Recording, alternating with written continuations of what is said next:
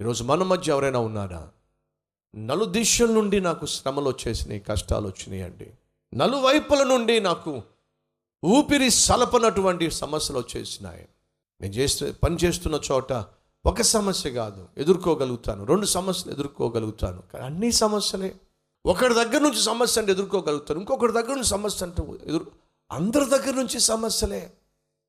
అదేమిటో అందరూ నన్ను నిందిస్తున్నారు, అందరూ ప్రశ్నిస్తున్నారు, అందరూ శత్రువుగా తయారవుతున్నారు, అందరూ నన్ను ఆడిపోసుకుంటున్నారు, అందరూ నన్ను వింతగా చూస్తున్నారు, అందరూ నన్ను వెలివేస్తున్నారు. అది ఎదుర్కోవడం అంత కష్టం, అంత సులభం కాదు. నలువైపుల నుండి ఒకవేళ శత్రువు నీ మీదకి వచ్చినప్పుడు ఏం చేయాలి?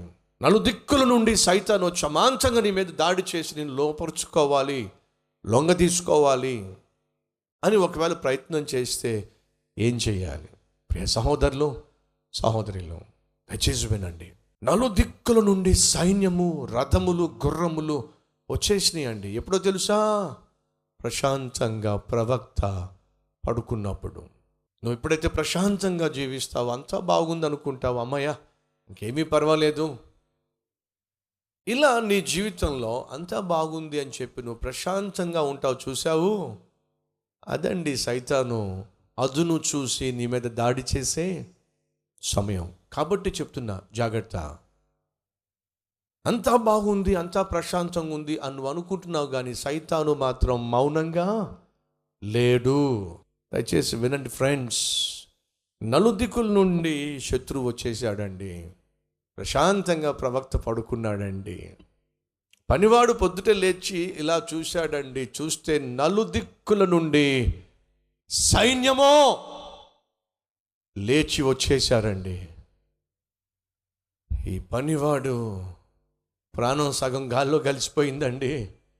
గబగబా వచ్చేసాడండి. పడుకున్న ఎలీషాను లేపుతూ లేపుతూ ఏమంటున్నాడో చూద్దాం రండి. అంతటా అతని పనివాడు, అయ్యో నా ఏలినవాడా! ఉలిక్కిపడి లేచుండాలి కదా.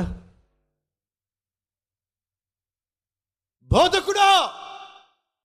ప్రవక్త, ఏమిటి, ఏమైంది, ఏమైందంటావు? ఏమిటి?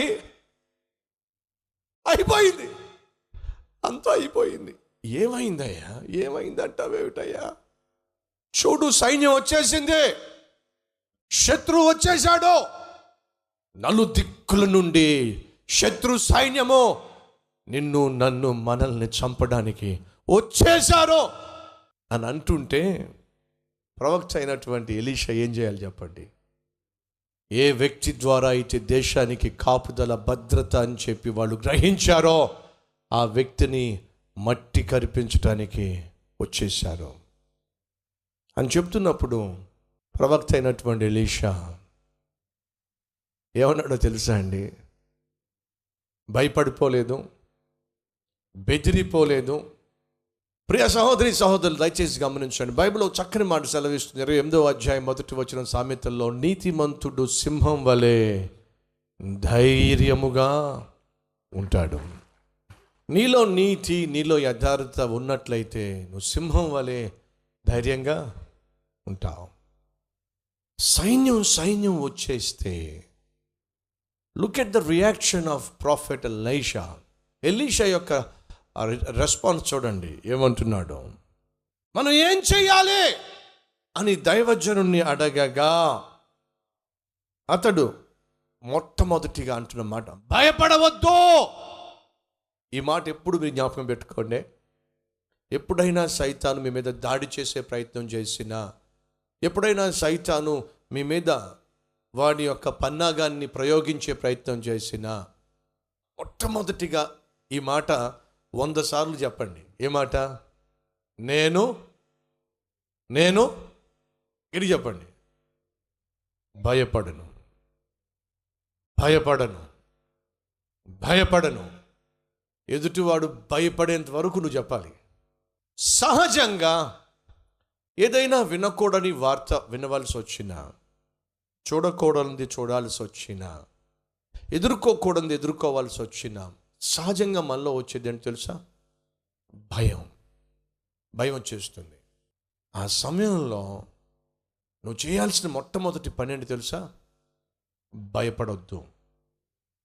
ఇది మీ జీవితంలో ఒక మూల సూత్రంగా రాసి పెట్టేసుకోండి, మీ గుండెల మీద ముద్రించుకోండి. నా జీవితంలో ఎటువంటి పరిస్థితి దాపరించినా నేను ఏమిటి భయపడను. నేను భయపడే ప్రసక్తి లేదు.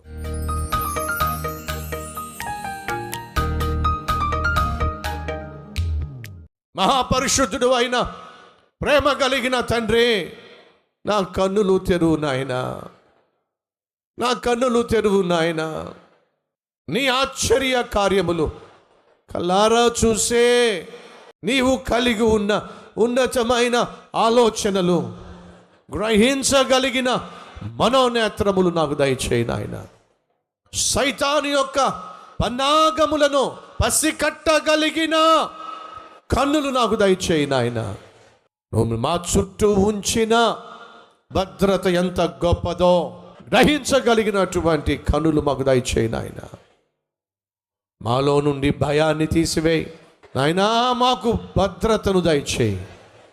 ఆశీర్వాదాలు కల్లారా చూసే భాగ్యము మాకు దయచేయమని యేసుక్రీస్తు నామం పేరట వేడుకుంటున్నాం తండ్రి, ఆమెన్.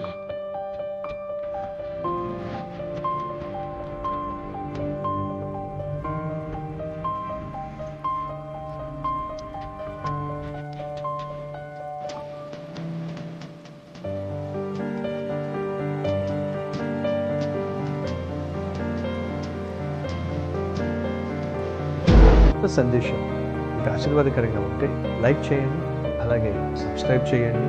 అంతేకాకుండా కామెంట్ పెట్టండి, 10 మందికి షేర్ చేయమని మనం చేస్తూ రేపు మళ్ళీ కలుసుకుందాం.